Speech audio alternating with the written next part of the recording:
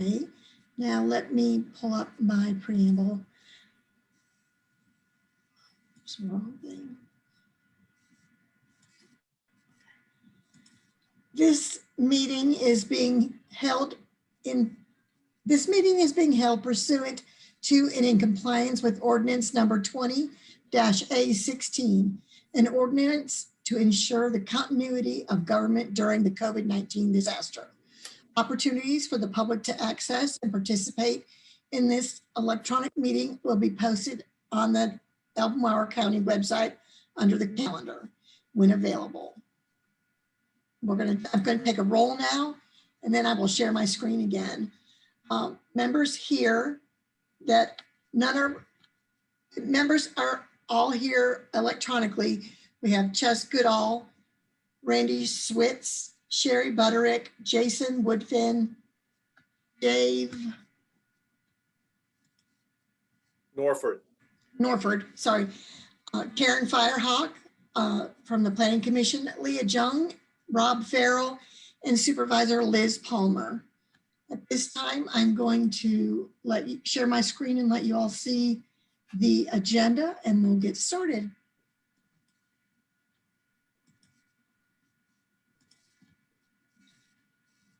Okay. Can you all see that? Yep. Yes. All right, Chess, you can get started and just tell me what you need me to do.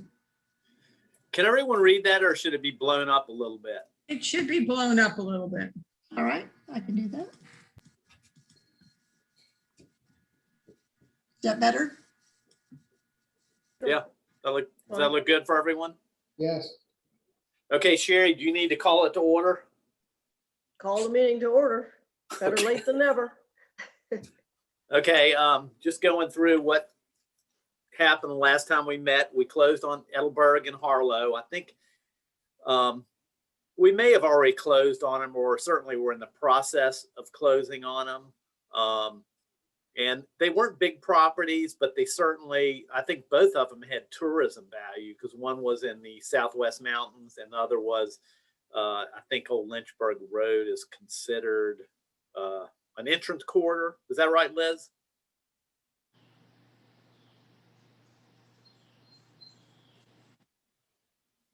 Excuse me, I'm sorry. Our criteria is a little bit funny, but basically, yeah. Yeah. Okay. So it would have gotten tourism, qualified for tourism funds because of that. And then you can see all the various things that were, resources that were important about protecting those small properties. But it was something. And with the protection of those properties, it got us up to, I think, about 9,700 acres since the inception of the ACE program. Really? Cool. Then with the 1920 class, which was the COVID class, we didn't have a lot of great, and Carolyn, if you can scan down just a little bit more to FY 1920. Yeah, perfect. In that class, we were in the process of, as you may recall, there was the Campbell and the Henley property, Joe Henley's property. The problem with the Joe Henley tract, he needed to make a donation for some of the value to qualify at 20 points. And we never really pushed through with that. But the main thing is the Betty Campbell tract, which was near North Garden, was just kind of the ideal ACE tract. It was a farm. It was a landowner of modest means who could have really used the bucks, and very ripe for development. Long road frontage, very gently rolling farmland that could easily be developed. And just so happens, it was less than a mile away from Jimmy Powell's farm, which was the very first ACE easement. But then COVID hit, and we just kind of had to hold her off. And I maintained contact with her to let her know what might happen. And then, it's just become clear that it looks like we have no funding for this next class. So who knows what's going to happen with her property. But So, Jess, are you saying that the 1920 people didn't happen and are on hold? say that again, Sherry.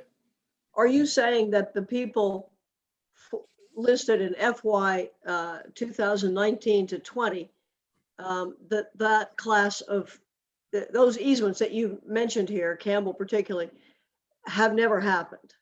They've never happened. We were still in the process of, I think we had approved the ranking order, and we had tentatively said we would come back to Henley, but we wanted to go ahead and move forward with considering Betty Campbell's the highest ranked property and go ahead and get it appraised. And that's is there not, I thought there was like a lot of holdover money and whatnot, and no, that got got taken out of the budget, didn't it, Liz? Can I, yeah, I need to comment on this. The board has not decided that there's going to be no money for ACE yet. Okay. Things sort of got put on hold, and then we looked at criteria, and then we had to find out how much extra money we were getting from the government and whatnot. And I brought this up privately, and I brought it up, I believe, at the second to last meeting. And we're going to have a discussion about this and exactly how much we needed for the Campbell property. I certainly would not take that off the table yet. Okay. And Yeah, Liz, I guess that was going to be my next question, is how can we inch it forward now? Yes. And I think the board for this discussion, which was something that I was going to ask about at a later time, we're going to just need the information very specifically on what we're going to need for the Campbell property and ask for that, because it's clearly something we need to do. And I'm still not completely sure. There's some confusion with emails going back and forth that that Chess has been on as to how much is left. And I've asked Jeff Richardson and Nellie Birch to get that information more specifically to understand that a little better.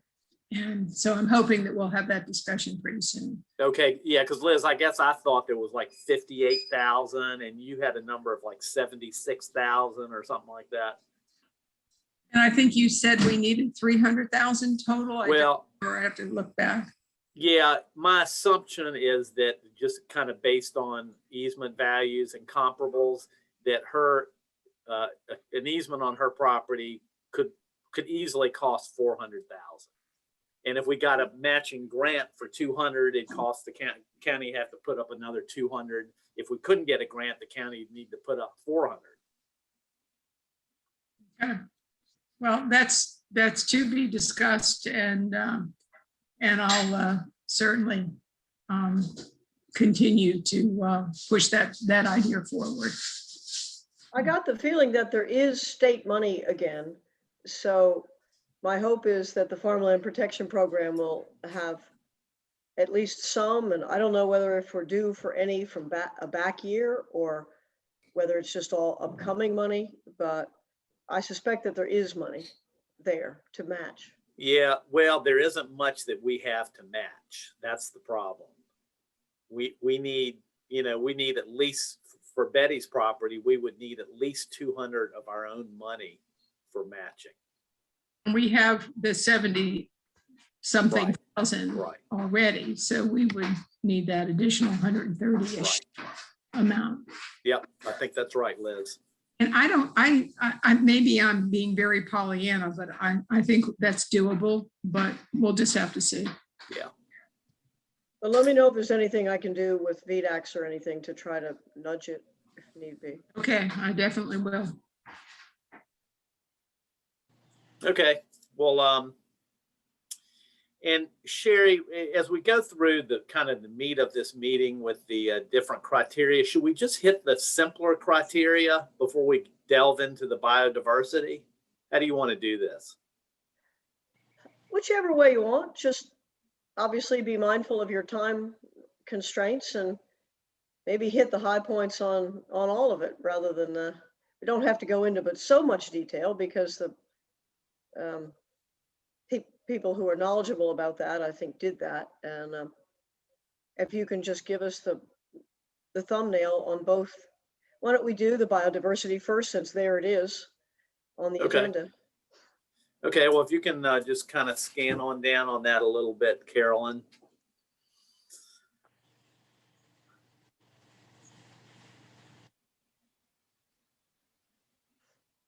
Yep, that looks good. So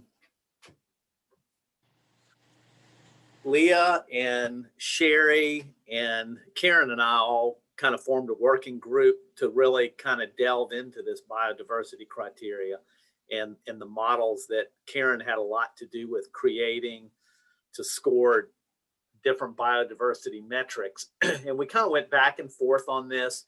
One of the issues was we needed the scoring to be objective, which I think it is. And there was always a concern that this not be so heavily weighted that it would be the tail that wagged the dog. So at a certain point, we kind of cut the scoring back. And in the final analysis, what we came up with and what we're going to be looking at this evening is a revised criteria that's probably the third or fourth highest weighted criteria. So development rights eliminated still has more weight, which it should. Common boundary with other easements has more weight, which I think it should. And riparian buffers still has more weight. And I think that is important too. But then it comes in about fourth place. And while a lot of these other criteria have an unlimited number of points that can be scored from them, the biodiversity, the max score a landowner could get if they hit on every single subcategory would be 11 points. And when I went back through the previous 5 classes, just testing it, it really seemed to work pretty well. And on average, the average score went up.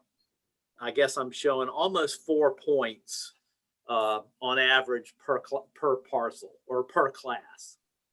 So it didn't have a huge bearing, but it definitely counted for something. And this is certainly also something the Biodiversity Action Plan and the new comprehensive plan and the Board of Supervisors wanted to see done with ACE and the ranking criteria. So I think we did spend a lot of time on that. And I think a lot of it makes a lot of sense, really. Any general comments about that before I'll let Karen kind of open it up and go into some detail?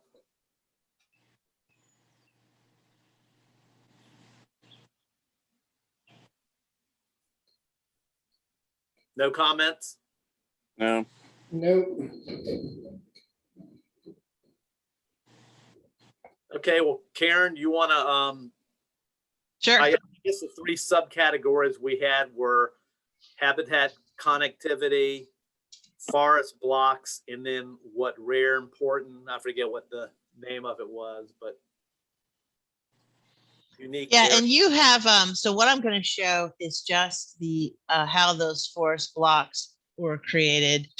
And you then have the materials that Chess provided for the meeting, which show you how we looked at some easements and potential easements and how the habitats overlapped and how that worked. So we can go back to those documents that you were sent prior to this meeting if you guys want to get into the details of kind of how that ends up scoring an easement.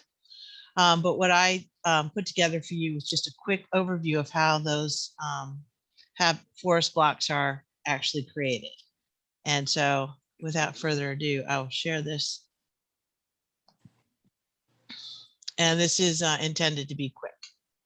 So don't worry if any of you know my PowerPoints. Might be afraid, but don't be afraid. Okay, so this is a project. The map was created based on a grant that we received at my nonprofit called the Green Infrastructure Center. We received a grant from the Virginia Department of Forestry and the U.S. Forest Service to provide technical support to 10 different communities across Virginia. And we offered support to Albemarle County because Albemarle County was in the process of trying to complete a biodiversity action plan. So at that time, the comprehensive plan called for an action plan for biodiversity, protect significant areas of biological importance in the county, and then also to regularly update the land cover data in the county. The county has, as I'll talk about this in a moment, high resolution land cover mapping at 1 meter scale, which is very detailed for a county of our size. And so these strategies have now been achieved because one of the reasons the Biodiversity Action Plan couldn't be completed is they didn't have a good map of the most diverse areas in the county. And I'm going to show you kind of where the committee was at and then how the map informed that and how it informs this work today. So essentially what was done was taking the land cover data for Albemarle County that was at 1 meter resolution. And what I mean by that is if you're looking at the land from space, the unit of analysis would be 1 square meter. So if you think about like everything can show up at 1 square meter, a trash can, the street lamp, a tree. And so using that really detailed imagery, you use, I don't want to get into too much details, but you use smart technology to classify that this, green blob here is actually a tree. So we have to turn the lawn, the impervious surface, the trees, all of that turns into data. And I'll show you what that looks like for the county in just 1 second. But I want to acknowledge that the state of Virginia had something called the Virginia Natural Landscape Assessment, where they looked at the most important chunks of intact habitat across the entire state. But this was based on 30-meter resolution, meaning that they looked at a much larger area of analysis. So it's a bit more coarse grained. So that is why we made a specific map for Albemarle County, because we wanted to use a much more detailed map than what the state map had the capacity to provide. But if you're interested, in the state's version, they said red was outstanding. They wanted to pop on the map. Usually in planning, we look at red as bad and green as good. But in this map, you can kind of see where those most important habitats fall across the state. The other thing to keep in mind is that this is comparing all the habitats in the entire state of Virginia to one another. We wanted to create a priority map just comparing Albemarle's habitats to each other. So again, you wouldn't want to use a statewide ranking to determine whether our habitats were important. So the work that was done for Albemarle improves on the state model by creating a finer grained picture. And of course, as you guys know, at 726 square miles, our county is one of the largest in Virginia, and we cannot survey every inch of the county. So when we first met with the biodiversity group, they said, what we need to do is hire 50 scientists to go out in the field. And at that time we had 1 on staff. So I said, that was not a viable option. So a better option is to build a model, and a predictive model can tell you where the most important habitats are likely to be providing high biodiversity. So what we do is we use that land cover image, and we know, for example, what the different habitats are, whether they're a wetland or a forest. We then can measure using geographic information systems how large those areas are. And again, getting into the weeds a little bit, the state of Virginia created a committee more than 15 years ago to evaluate how large the habitat need to be to support interior forest dwelling species, for example. And they found that 100 acres was sort of the magic number. So what we want to do is find 100 acres of intact landscape that can support a multitude of native Virginia species. And to make sure that those species can live undisturbed, we subtract the area called the edge. That's the sort of outer edge of the habitat where different things can come in and cause trouble. And the way that that's derived, and again, this is all DCR, Department of Conservation and Resources methods, is you take the average height of a tree and multiply times 3. In Virginia, that's 67 feet. But for simple math and to give it a little bit more of a conservative number, we multiply times 100. So 300 feet, we subtract that outer edge, and we ask if we still have 100 acres of intact habitat in the middle. And that tells us that, yes, this is a habitat core. And there's certain species that can only live in interior forests, such as cerulean warblers, scarlet tanagers. Black bears, of course, will migrate outside the forest. They prefer interior forests, flying squirrels, and various amphibians. And habitats can be any size on the landscape, but the more sinuous they are, the more windy they are, they may have more edge habitat and not enough interior habitat to actually be a protected landscape that can support the species. When we don't have good connectivity across the landscape, some smaller pieces of habitat, such as called patches, can be used for animals to hop, skip, and flee across the landscape. So sometimes we try to make the landscape as connected as possible, but sometimes some of these small patches are also really important. And if we lose some of these little patches of habitat, then if a disaster happens, such as a hurricane or a flood, and some species decline, that area can't be repopulated. And so that's why connectivity and proximity of these habitats is very important. We also look at the corridors that connect these habitats. And again, this idea of species migration, so that the more they can migrate, the more biodiverse the landscape can be. And we look for an area that's at least 300 meters wide, so that they could still have 100 meters of safe space in the middle, even if that corridor necks down. And lots of species use the corridors, and people like to talk about pollinators a lot. Turns out forests are also really important for pollinators, and of course for people too. So I threw some people in there. That's us traversing the landscape. The more edge we have, the more impact zones we have. So we're looking for the most large intact landscape with the most amount of interior and the least amount of edge. Because when we have edge, we have disturbance, invasive species, etc. And lots of species cause trouble at the edge. So I'm not going to go into these, but the brown-headed cowbird, nest parasite, different kinds of plants that also invade, and then my cat ferocious tiger, which predates birds, supposedly. Okay, so how do we do the map? All right, so I talked about looking at aerial imagery. We started with Albemarle County's 1 meter resolution maps to create these habitat cores. So if you were to look at an aerial image of Albemarle County from above, it's very complex. You can make this out that says Lake Albemarle and then the Meacham's River. But just looking at it, you can't really just tell what the habitat cores are. So if we classify that land cover, now we can know what's forested. All those little purple dots are houses. We can know where the rivers are. We can know where the roads are, etc. And then we can analyze that land cover to see which of those are at least 100 acres in size. So they can be even larger. Of course, they can be 1,000 acres, but this is showing us where those habitat cores are actually located. And so this is what the county map comes out as. 179 areas meet the criteria for core habitat. It's about 44% of the forested land in the county is in a core.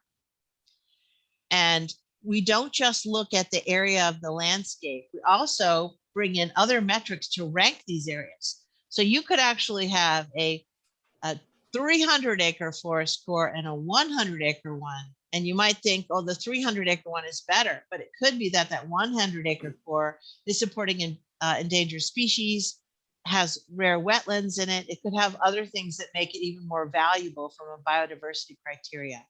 So we look at total area of the forest, how deep it is, right? So the deeper it is, the more resilient it is to disturbance. How many stream conservation units are in it? Rare, threatened, endangered species.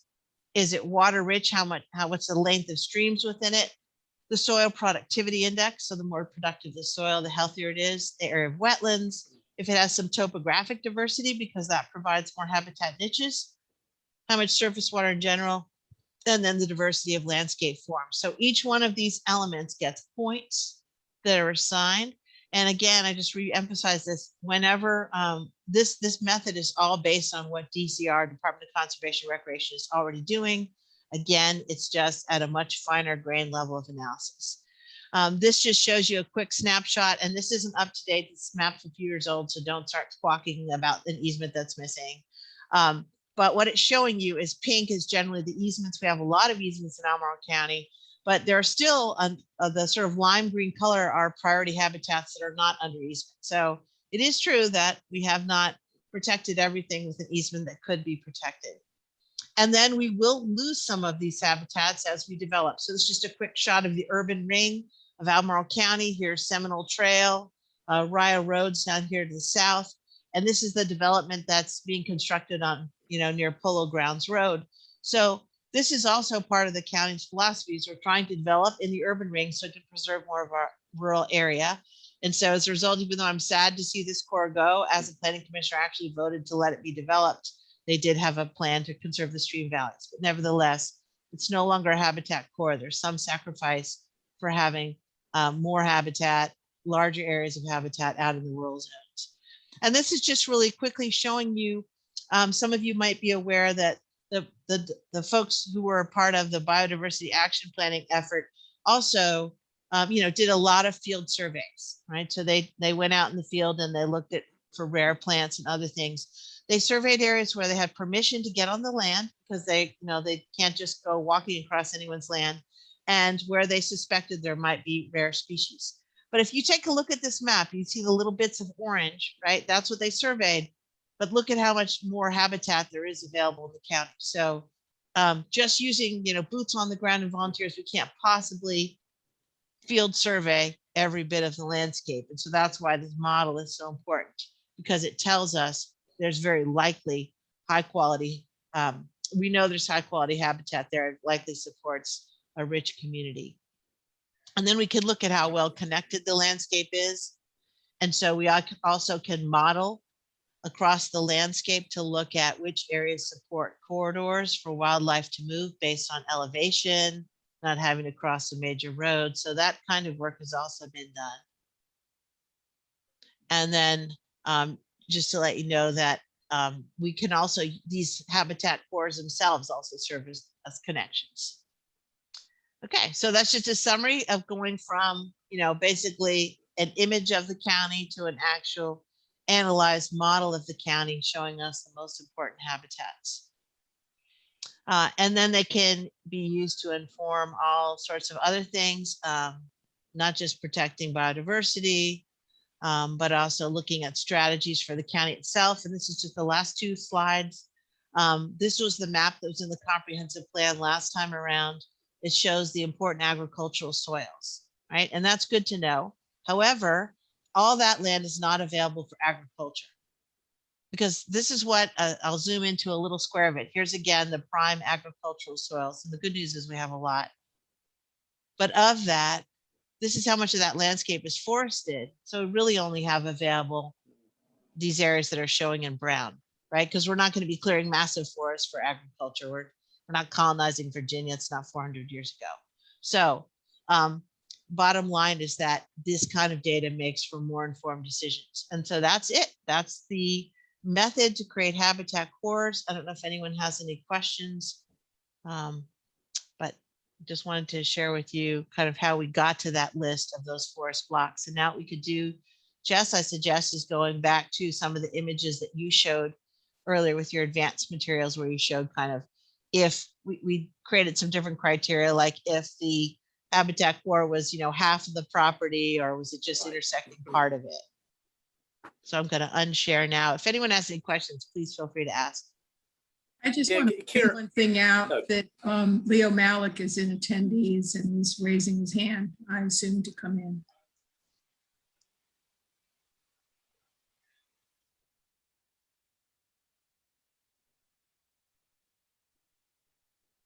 Well, I think Carolyn is probably taken care of. There he is. He's on. Oh, okay. Okay. So Chess, I don't know if you want to share any of the images that you provided when you did your sort of test run of how this played out. Yeah. Maybe I should just kind of, Carolyn, pull up, why don't you, the large forest block one I did. All righty. Thank you, Supervisor Palmer. I was watching the PowerPoint and I didn't see the people in the other side.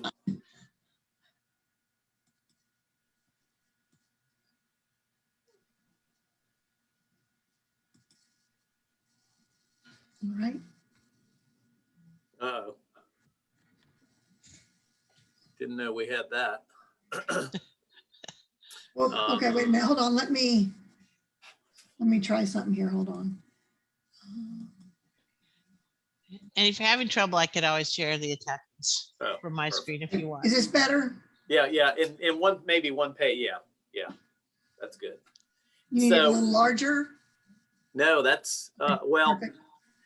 What do y'all think? A little larger? Yeah, why don't you make it a little bit larger, Okay, like one click larger. Okay, so the forest block, and Karen, speak up when you feel like I've not explained this correctly. And maybe scan down just a little teeny bit, Carolyn, so we can see more of the map. Okay, yeah. So basically what we have here is in green, the large forest block. In the orange area is the, it's a large forest block, but it's not ranked as high. And Karen, can you explain why there are different rankings on the two blocks? Why one is considered more outstanding than the other? Well, it'd be related to those metrics I showed earlier. One could Okay. be more water rich. It could be deeper to the Oh. interior. It could have less edge area for disturbance. Got It you. could all have those rare things. species already mapped for it. So there was scoring for each of those kind of sub-metrics that led. Yes. So if it's scored, it'd be a green block if you scored all those sub-metrics and it ended up having greater than 4.1 points. That would make it a green block, which would be the best block you could have. The second highest ranked block is the orange block, which according to what we're proposing, you would only get 1 point. And anything below that, we just kind of disregarded. So yeah, Carolyn, just move through this slowly. So in this case, you can see there was no overlap whatsoever. This property, which was an ACE property some time ago, scored 0 points. Just for the forest blocks. Right, for the forest block section.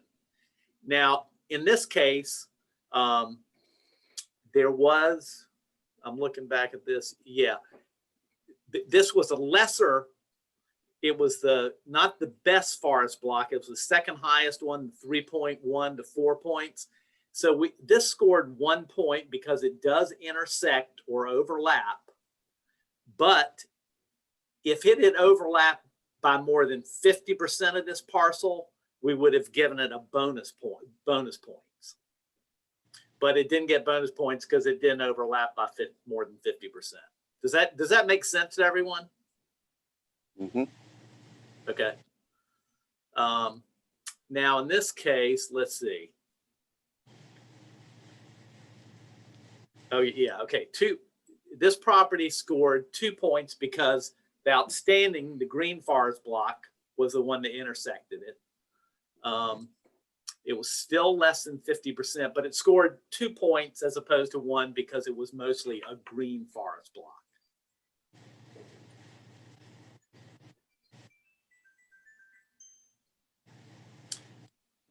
And this one, if you look at the scoring, what happened was the landowner would have gotten 1 point because it was a lesser forest block, the orange forest block, but because it overlapped by more than 50%, it got the bonus 2 points, which gave it a total of 3 points.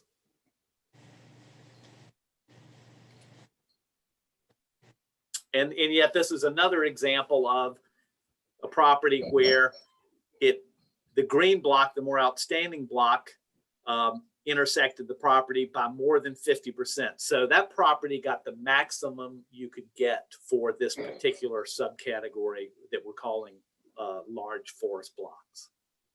Does that all make sense? Okay, Yes. good. Let's go on down to habitat connectivity. The next, yeah, okay. So as you can see, okay, yeah, thanks, Carolyn.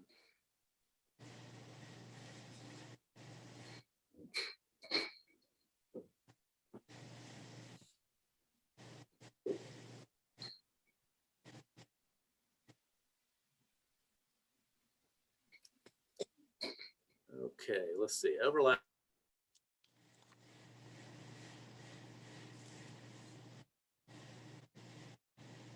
So we scored this. It's giving connectivity is what I think you were talking about. Yeah, so the connectivity, yeah, if you look at this property, that property adjoins two separate blocks. Between different forest blocks. Connectivity that Karen was talking about.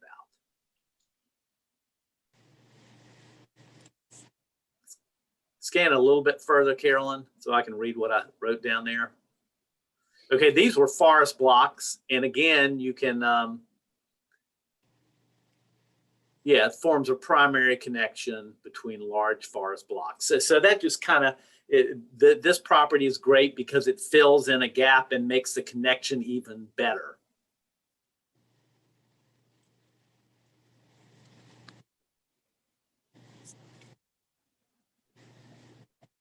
Okay, and then I guess I scored 2 points for this because it's intersected by a big block, but it doesn't seem to form a connection to another completely separate forest block. Does that look right so far, Karen? Yes, except, I mean, you could make the case that if that was to be developed, it could cause a big incursion in there. Okay.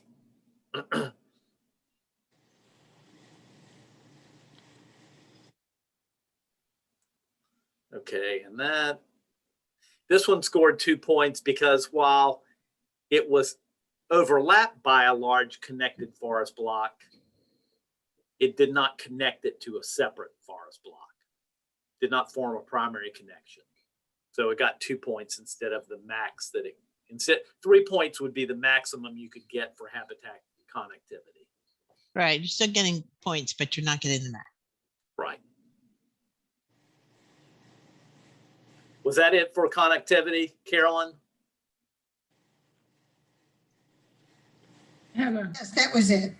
Okay, so the last one is the natural heritage resource. Can I ask a question about the last one that you just showed before you go on to the next one? Sure. I'm just curious. I'm reading Kim's note in the margin that says additional points if forms a primary connection between large forest blocks. Jess, this is Karen's suggestion. Do you think there is something you could do objectively, or should it be taken out? Can you just comment on that comment? Okay. So is this the one you're looking at, Liz? It just says at the very top of this whole thing, and the very first one under the notes. And I'm just responding to the note and wondering Okay, what so the comments are. Do you want me to show the notes? yeah, because I really kind of Okay. forget. I mean, yeah. Why don't you show the notes?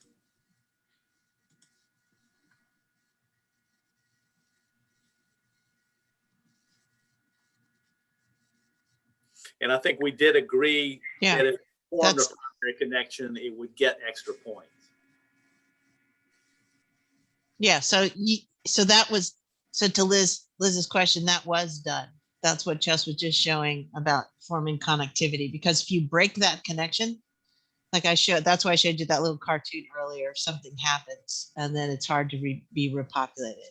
Oh, I So it's- certainly get the idea Yeah. that it's important. I was just wondering how difficult it is to objectively take a look at that when you're analyzing these different properties. So I'm just wondering what the problems are with you, Chess, when you go out and you analyze these properties. Yeah, and a lot of this is going to be done from an aerial photo like this, and certainly the 50% rule. If it intersects by over 50%, I mean, if I had to, I could get a measuring tool. Most of them you can see it's over 50%. If it was a question mark, I could just get a measuring tool and easily find out whether it was over 50%. But for something like that, yeah, it's kind of up to me to call that. But when I look at it, I see two blobs of, lavender, and between it, nothing but woods. And that seems to be just the ideal kind of potential connection. So Yes, the I that you'll- have one question. Can I talk now? Yeah, go ahead, Randy. finish my question really Oh. quickly. So the maps that you're looking at will show these lavender blobs. Yes. when I turn on that layer, all these lavender, the stuff that Karen has set up with GIS, and we now have as layers on the county's ArcGIS, these will automatically, when I click it on, these things appear. Okay, So I can't move them around at all. Okay, all right. Chess, since Yes. you mentioned you looked at aerials, do you look at old aerials to see if any devastation has been done and to consider that, or you just look for the most current aerials you have?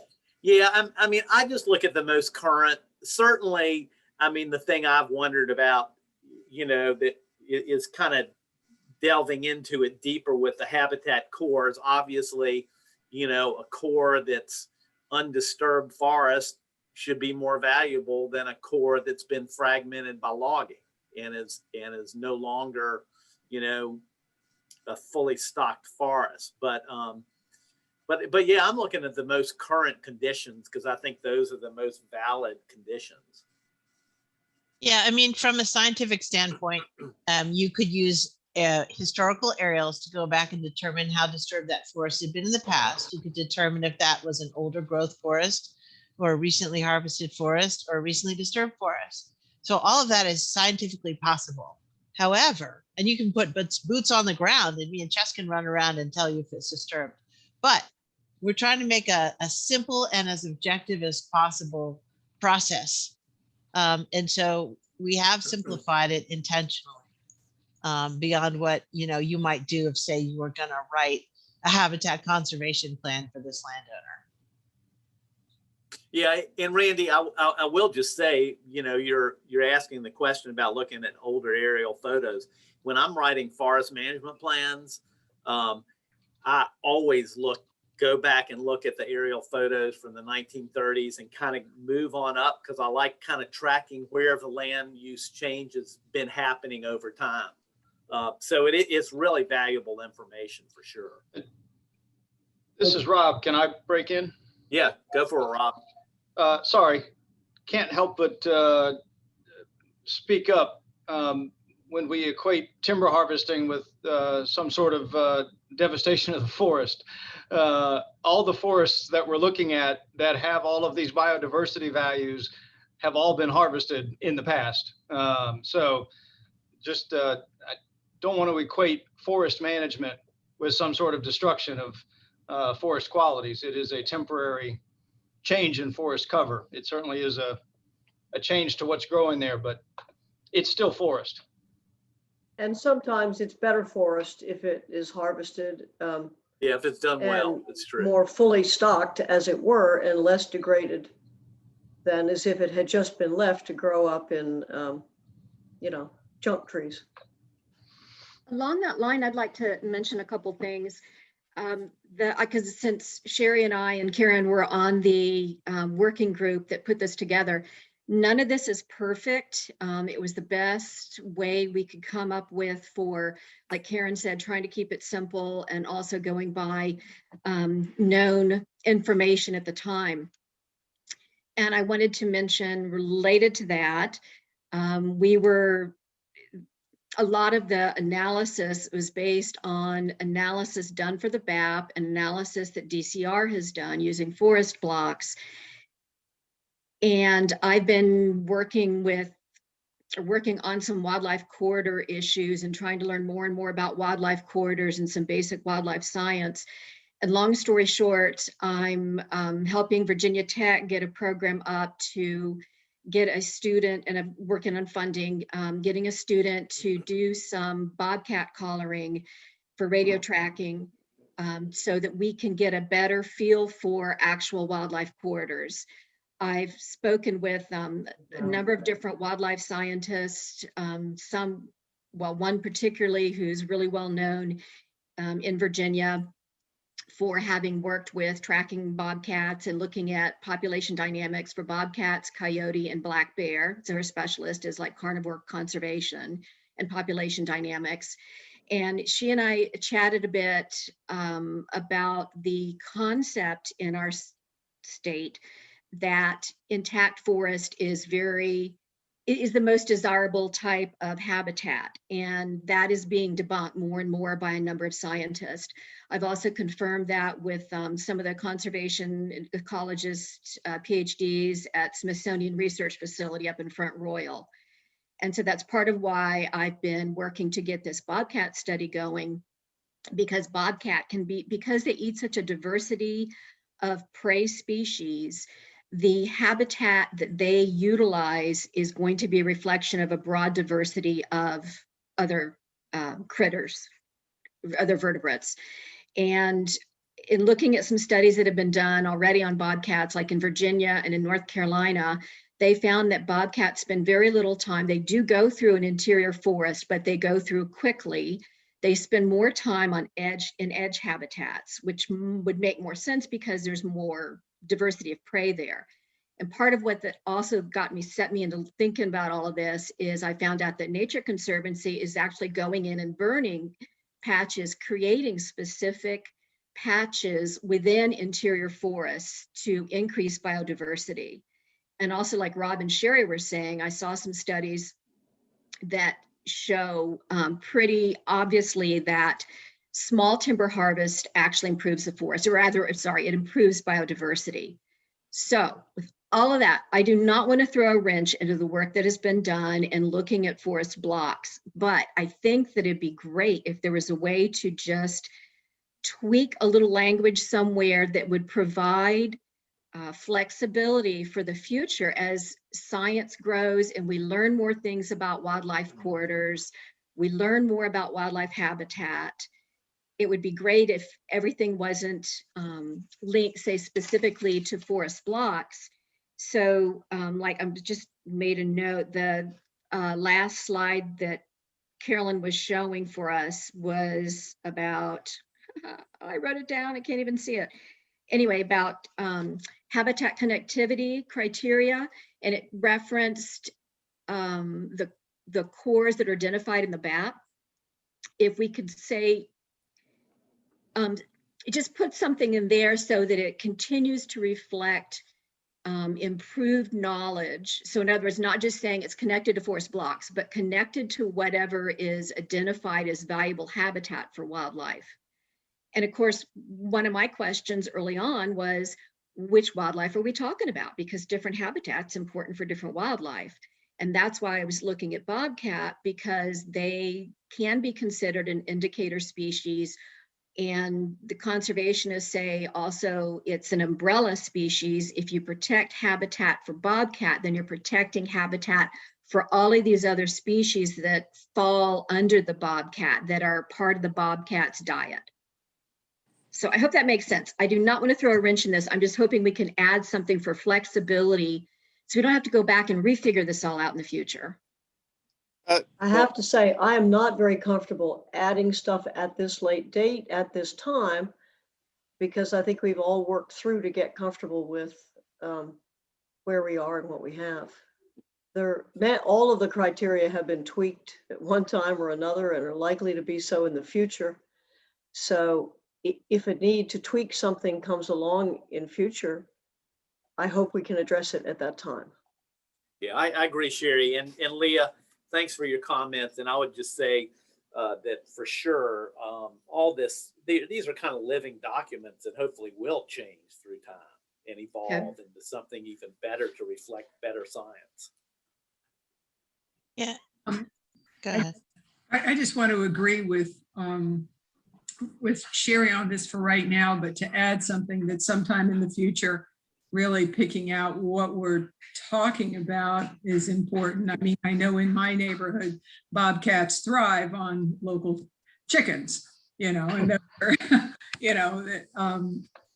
those edge habitats where we really have a lot more problems with invasive species and whatnot too. So I do agree that we need to really talk about what, what's their prey and what we're talking about. But I would agree not at this late date. Thank you. I agree. Thanks, Liz. Could I just make a quick point really quick? What we map are habitat cores. If the natural land cover of this area was wetland, Yeah, because like when we map, go look at our maps for Accomack County. The marshes are habitat cores. The dunes are habitat cores. It's any native landscape that is intact. So the county decided to call these maps forest blocks, but I call them habitat cores. So the native land cover for the Piedmont is forest. That is the predominant land cover type. Yes, fields provide habitat, and edge is important for species such as quail. And I've been involved in projects where we've actually created holes in the forest to mimic what natural blowdowns would create, except that we put shopping malls all around the forest. We have a very small forest left. So we artificially create that habitat diversity that would be found if there was no people on the landscape paving everything. So just to say, yep, there are all different kinds of species, and you can, another method is to take 20 different species and map all of their habitat cores and corridors and figure out what every frog wants. And you can kind of create a hot mess. So this is just really saying what's the predominant land cover type and maximizing that. But as you guys saw in those pictures, the easement applications that we're getting have fields and wetland. They have all different types of habitats as part of it. This is just one thing that gets some points. That's all I wanted to say. Sorry, I said more than I meant to. And Supervisor Palmer and Jason have their hands up. I would just like to say, I feel like we're looking at two definitions of edge. I think in this mapping, which is, I think it's pretty great. I feel like we're looking at edge from managed forest blocks and developed areas. But we're also kind of getting into edge between, maybe within that forested block, there's a mature oak forest next to a area that was harvested maybe 5 years ago. That would be a habitat edge, but maybe not necessarily count as the edge of those forest blocks. And those areas do provide great diversity of habitat. But You're right, Jason. And believe it or not, I actually have a whole slide series on the importance of edge habitat with illustrations of different types of edge that I spared you all from in the attempt to be brief. Yeah, now, when we were first talking about it, I thought we were only talking about mature blocks of forest, but I think we're just talking about blocks of managed forest land. It's any forest type. We don't distinguish in this map between whether someone harvested or planted or whatever. It is literally when the satellite took the image on that day, what was showing up as forest. And I just also want to be clear, I was not earlier making any disparaging comments about whether something had been logged or not logged in the future. We're all on our third or fourth cutover. Well, I think the science is pretty darn robust, really. It's pretty amazing. Rob's hand is up. Okay. Thank you. And I just wanted to follow up on Leah's comments. She made a very good point.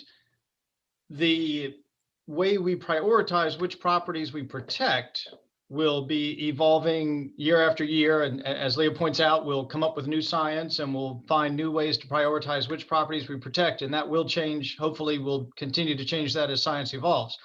What doesn't change is the terms we put in the easements. Those are perpetual restrictions, which unfortunately can't change with science over time. So we need to make sure that whatever properties we protect, the terms that we put in the easement need to account for. It would be great if we could account for that change over time, because the easement terms are supposed to be perpetual. So, I mean, Yeah, I'm good with the biodiversity stuff. I'm ready to make a motion to accept it as presented and move on. that would be great, Rob. Appreciate that. I don't know how others feel about it, but I'll second that motion.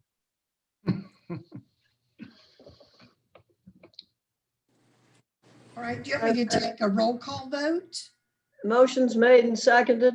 Is there any discussion?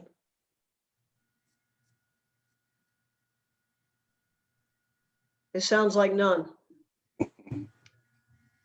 Do we need to go a roll call, or can we raise our hands, or what do we want to do here? It's totally up to you all how you want to do it. Whatever works for whoever's keeping the records, Carolyn. Yeah, Carolyn, can you just go through the roll call again? Sure. Sure, I sure can. All right. Let's see. Karen Firehawk, I have to abstain because I'm not a voting member. She's I'm not a a voting member. that's liaison. right. That's right. I'm Oh, sorry. sorry. Sherry Butterick, Aye. Leo Malik, Aye. Jason Woodfin, Aye. Rob Farrell, Aye. Leah Jung, Aye. Randy Switz, My hand is raised, yes. okay, and Dave Norford. Norford. Aye. Okay. Those opposed, none. So it passed. Wow, that is excellent. Rob, thanks for bringing that up, not messing around. I've seen us beat some dead horses. I didn't want to Yeah, see us do it again. exactly. You know from experience. And let me stand upon this dead horse and make note of the clock behind us if we were still in the other room. We have, I think, 8 minutes, 7 minutes before we become pumpkins, courtesy of Zoom. You're fine. You can go until 6:30. I have another meeting following this if you need to discuss some more things. You have until 6:30. Okay, well, Carolyn, let's go back to some of the other agenda items that were Okay. less severe, less important. All right, let me share that with you.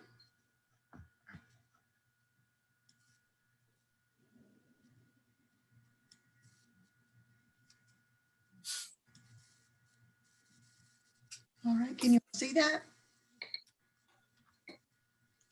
Yeah, okay. Let's go to the, I guess, the PDF document that spells these out in more detail. Right. And you can see scan that? on through that. Okay.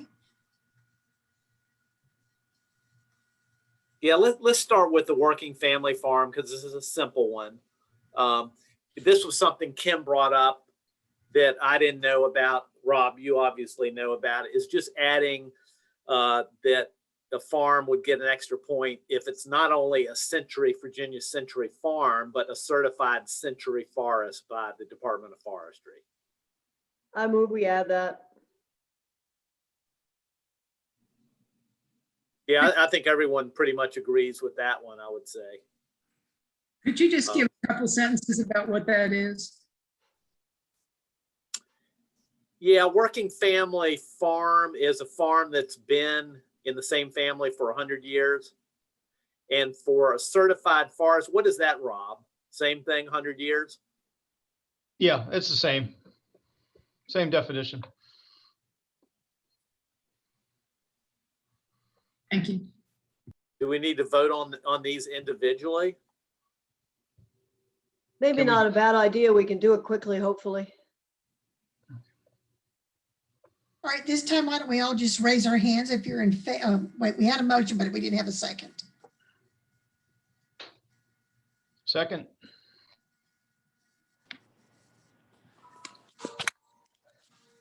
Any discussion? All right, all those in favor, please raise your hand. Everyone has their hand raised. Any opposed? No one opposed. Thank you. Okay, Carol, I'll move up to the very next one. That one. Parcel, okay. Parcel size. We revised this language, and I still look at the current language, and it isn't crystal clear to me how to score a property. So the alternative language would be just seems to make it clear. Maybe I'm just foggy and don't get it, but I just want y'all to look through that and see if you see a difference at all.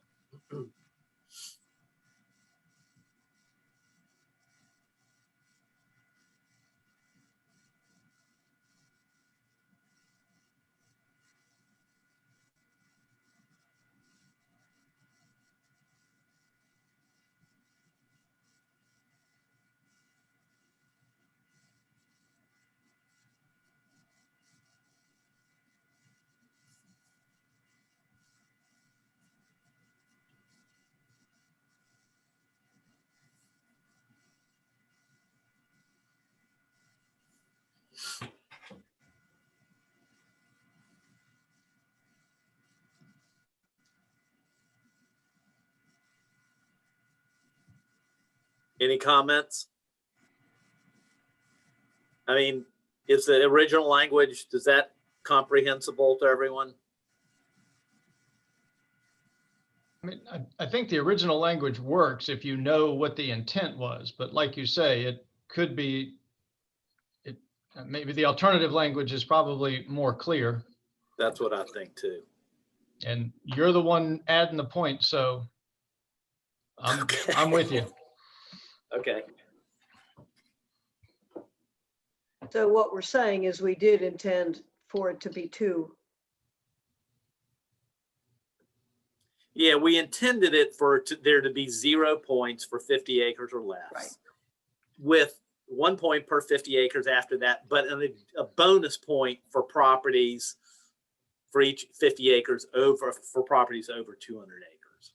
Yeah, okay, that's what I was thinking. Okay, move approval, acceptance, inclusion, however you want to say. All right. Would it be, I seem to be muted here.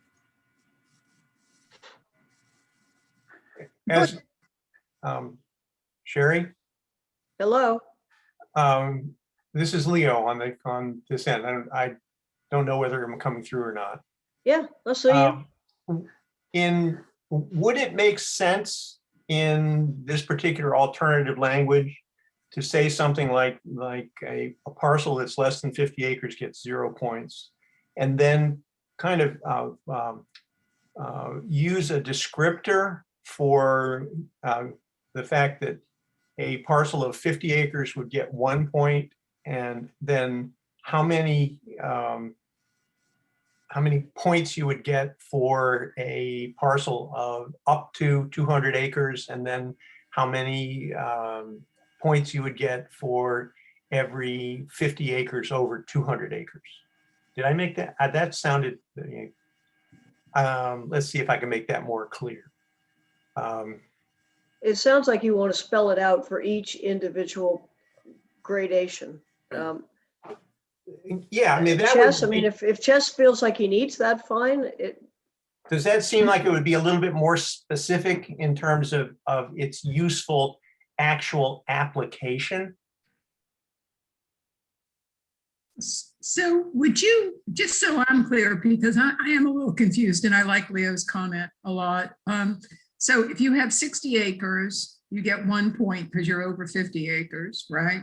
And then if you have 110 acres, then you get an additional point.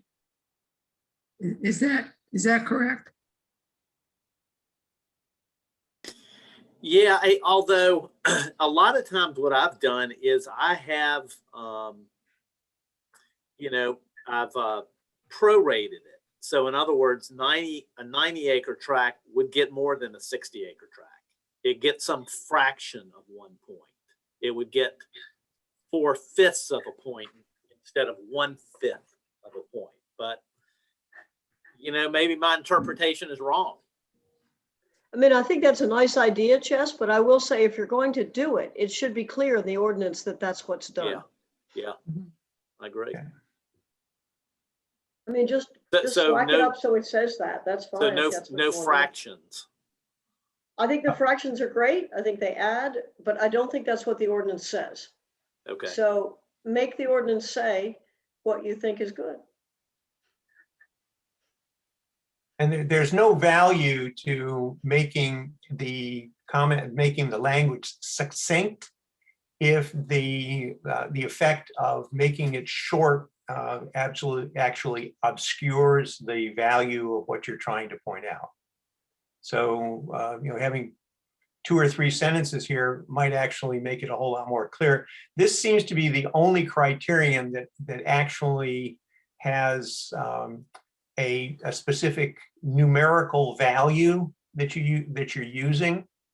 And so it seems like this would be fairly easy to go ahead and just thoroughly explain right down to a right down to the number of acres for each additional point, along with some type of the mention anyway of some type of a fractional system that could be used to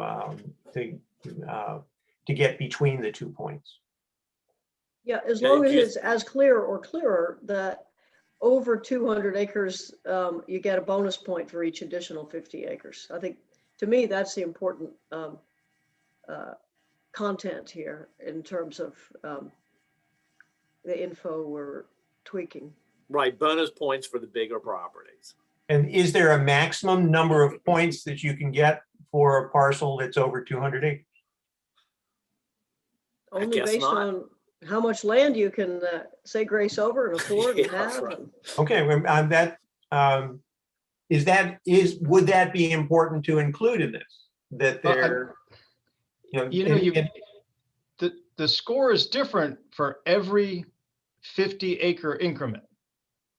So if I'm hearing you right, we would need to spell out 50, 100, 150, 200, 250, 300, 350, yada, yada, yada. Yeah, I was concerned about how that would go. I think it's important that there not be a maximum, that if somebody comes in like, West Vaco with 10,000 acres, that we give them so many 10,000 points. Yeah. That seems fairly easy to mention, that, just say something like there's no maximum number of points that can be awarded for a larger tract of land. No, that's simple language. If we are doing fractional points, can it be as simple as 0.2 points per 10 acres over 50? Because then 60 acres would be 1.2 or something like that. I do like the idea of fractional. Obviously 9 acres has more value than 50. I think it's a good concept. I think it's hard to wordsmith this while we're on a call with a lot of people. We'll revisit this, okay? I would leave it to Chess to get it clear and as he intends. And I'm fine with it at that point, but if you want to bring it back, that's fine too. Okay, well, how do people generally feel about the idea of prorating and fractional? Well, the only thing that I see that needs to be detailed is between 50 to 200, right? Because over 200, it's clear in what it says right now. There's nothing unclear about for every 50 acres over 200, you get 1 point applied. That's what you intended, and that's what it says, right? Except if you go to kind of the laid out model the way Leo was talking about, and then you say 1 additional point, you actually would have to say 2 additional points because you were already getting 1 additional point from the beginning of the sentence, I think. Why don't you make a chart that starts at 0 and goes up?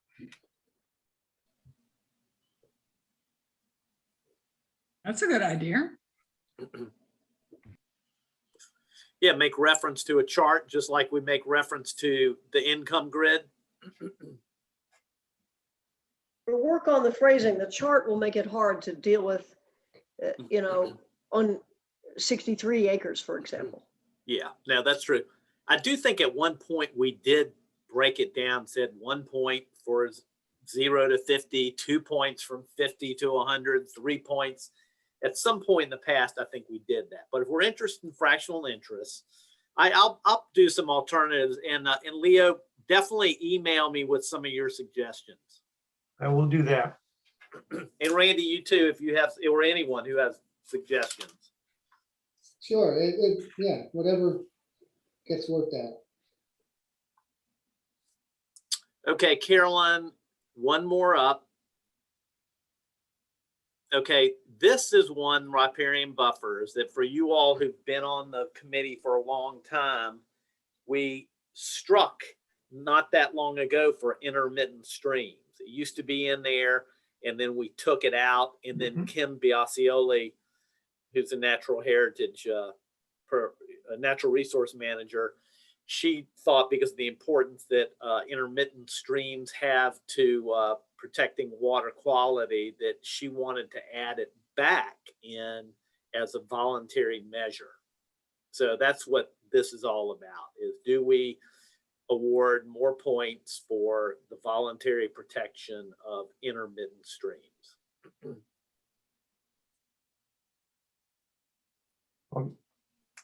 Not to throw a wrench into the works again, but does the Department of Natural Resources rate streams by quality? Is there a higher quality and a lower quality rating for various streams? I think the county has done that, haven't they? And if they do rate streams, would there be a premium which would be placed on a higher quality, a piece of property that has a higher quality stream as opposed to a property which has a lower quality stream?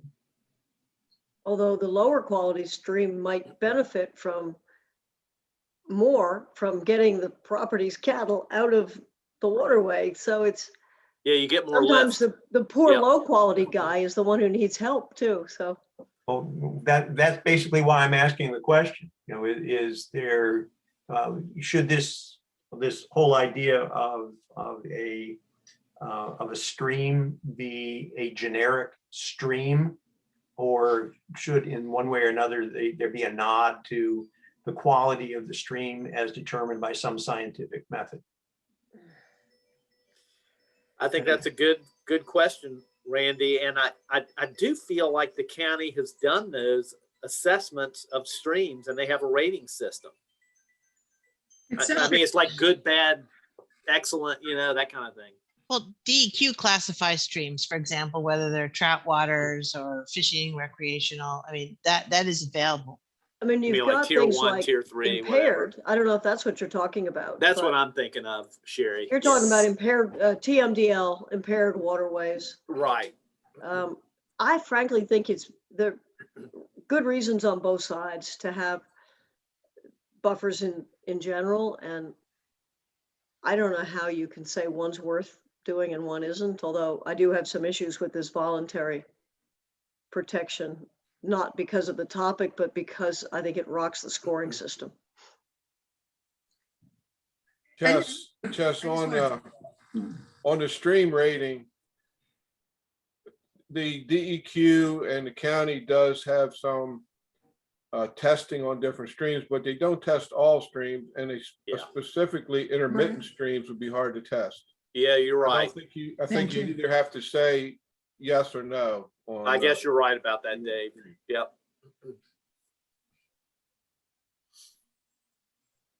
Karen, what's your take on this? I don't know. I think it would be easier to just have perennial streams, intermittent streams. There's a lot of them in the county. And yes, they are important drainages and such, but I guess I'm leaning on the simple, you know, stream is there. Because I agree with Sherry, you could have a reason for grabbing impaired ones because they would be able to be better protected, or you could have a protection motivation to protect those that are already high quality. So I don't know if that was helpful. And our information on quality, as Dave said, is so limited that I don't think it would be very practical at all to try to put that thing on it. Yeah, the state only monitors about 20% of its streams, and a lot of the high quality ones are not monitored precisely because they're not of worry, if you will. Well, and I must say, intermittent streams are kind of, boy, they're kind of a hard thing to measure sometimes, because you get out in the field and there's not always a visible channel. So what do you rely on? I mean, the USGS map, which obviously is even less accurate when it comes to intermittent streams. I can go either way on this.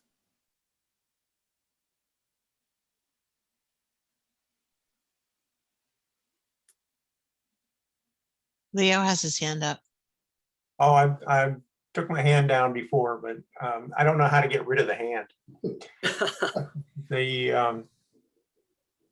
We have just on our farm, we have just had what used to be called an intermittent stream was determined by the federal government to be a permanent stream because the development above us has changed in a couple of different ways, and what used to just flow for a month a year, a month through the course of the year, now has water in it for 12 months.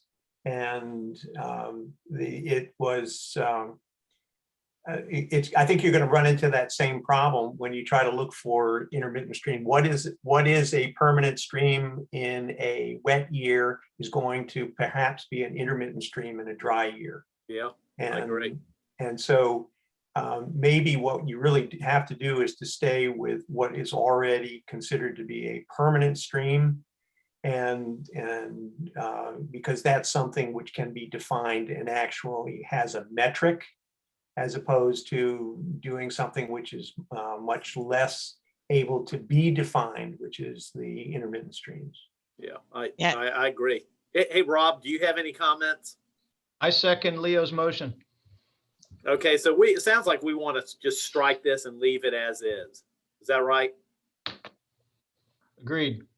I think that's a good idea. Great. Yeah, I don't think we necessarily need a motion if that's the case. No, Jess? I guess you're right. Yep. All right. It's now 6:29, so maybe this is a good thing. Okay, no, I think so. So Carolyn, I guess if you can go back to the agenda, I think that pretty much wraps it up though. How do y'all feel about having these meetings? This I think went pretty well, really. I think it's great if we have business, like we need to have a meeting when there's no business. I really will appreciate from Liz Palmer an update on particularly where funding is going in future, in the next fiscal year, for example, and whether we have anything to work with and anything to offer the Farmland Protection Program on the state level. And if there's anything we can do to be supportive of that.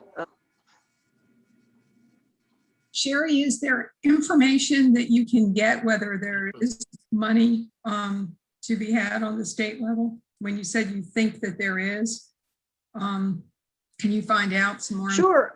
The gal who runs the program is a friend of mine. She used to work for VOF, and she's in my Rolodex, and I can call her. Great, that would be helpful, and just let me know what she says. And it's great when I can go this late in the budget situation and have a figure. This is what we need, rather than do we need 130,000 or do we need 330,000? I mean, clearly what the state is offering is the bare minimum, but so many times in the past to the body of electeds, money that is matched is a much more attractive commodity, although that may not be all we need to be really viable as a program.